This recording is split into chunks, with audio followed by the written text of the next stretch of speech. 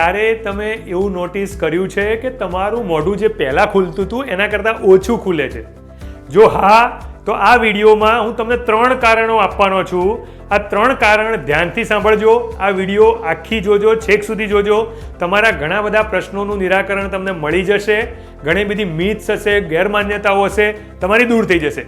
તો આ વિડીયોને છેલ્લે સુધી જોવાનું ચૂકતા નહીં અને શેર બી કરજો. તમારા મોઢા ઓછું ખુલે છે, આવું તમે ઘણા સમયથી નોટિસ કર્યું. તમને એવું હોય કે મારું પહેલાં સરસ ખુલતું હતું, ઘણા સમયથી એવું થાય છે કે ક્યાં ઓછું ખુલે છે અથવા તો ખોલવા જવું તો મને કોઈ તકલીફ થાય છે એટલે હું એને ઓછું ખોલું છું. તો આવા કયા 3 કારણો હોઈ શકે? તો જે સૌથી કોમન કારણ છે એ સૌથી કોમન કારણોમાં પહેલું કારણ આવે છે કે આપણી આદતો. યસ, કેવી આદતો?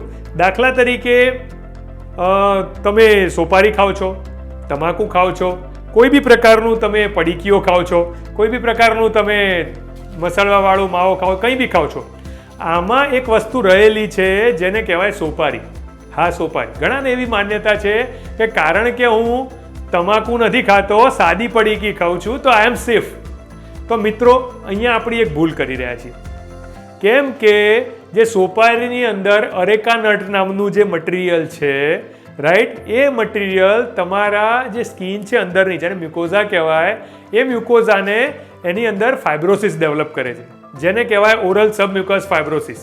એટલે જે ઓરલ સબમ્યુકસ ફાઇબ્રોસિસ થાય કે જે મોઢાની અંદરની જે ચામડી કહેવાય એને મ્યુકોઝા કહેવાય, એની નીચે એ ફાઇબ્રોસિસ ડેવલપ કરે છે.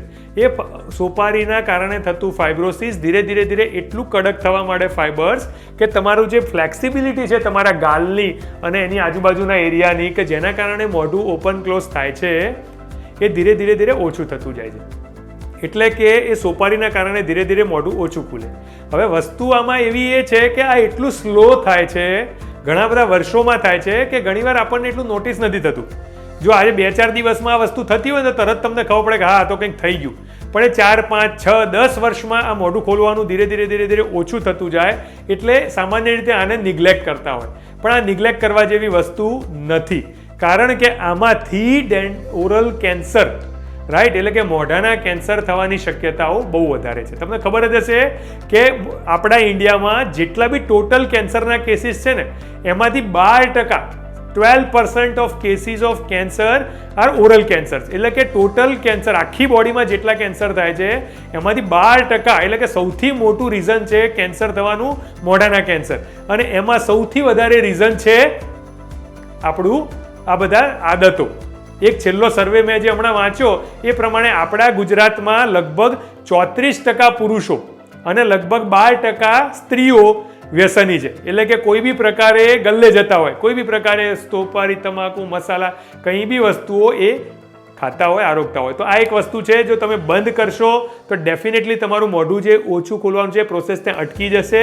પછી જે અટકી છે એનાથી રિવર્સ કેવી રીતે કરવું, એના માટે તમારે તમારા ડેન્ટલ સ્પેશિયાલિસ્ટની મદદ લેવી પડશે, જાતે નહીં થાય. રીઝન નંબર 2, મોઢું ઓછું ખુલે છે એનું બીજું રીઝન શું હોઈ શકે? તો બીજું કોમન રીઝન છે આપણો જે જોઈન્ટ છે, જેને કહેવાય ટેમ્પોરો મેન્ડિબ્યુલર જોઈન્ટ.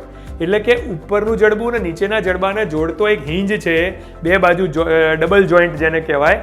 આમાં જો કોઈ પ્રોબ્લેમ્સ ડેવલપ થતા હોય તો બી તમને મોઢું ધીરે ધીરે ઓછું ખુલતું હોય એવું બને. ઘણાને અહીંયા ક્લિક્સ આવતી હોય, એટલે કે ટચાકા બોલતા હોય, ઘણાને ઓપન કરતી વખતે આમ કટાક થઈને ખુલતું હોય કે કટાક થઈને બંધ થતું હોય, કોઈ વાર ઓપન લોક થઈ જતું હોય, એટલે કે મોઢું ખુલ્લું ને ખુલ્લું રહી જતું હોય, કોઈ વાર બંધનું બંધ રહી જતું હોય. આવા ઘણા બધા રીઝન છે જેમાં પેન થાય બી ખરું, ના બી થાય, પણ ધીરે ધીરે મોઢું ઓપન થવાનું ઓછું થાય. જેમ કે પહેલાં તમારી 4 ફિંગર જતી હતી, હવે 3 માળ જાય છે, 2 માળ જાય છે. તો એ ઇગ્નોર કરવા જેવી વસ્તુ નથી. આ એક રીઝન છે મોઢું ઓછું ખોલવાનું, જેમાં તમારા સ્પેશિયાલિસ્ટને મળીને એનું નિદાન થવું જોઈએ. જરૂર પડે એની નોન સર્જિકલ કે સર્જિકલ જે બી જરૂર પડે એ સારવાર કરાવવી જોઈએ. પણ એને ઇગ્નોર કરવાથી એ ઇરિવર્સિબલ ડેમેજમાં કન્વર્ટ થાય છે.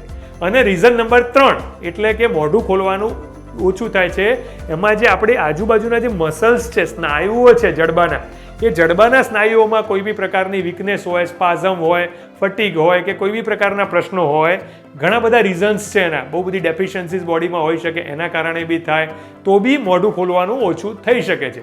તો મેં તમને 3 રીઝન કીધા. એક છે આપણું સોપારી ને તમાકુ રિલેટેડ, આપણી આદતો રિલેટેડ.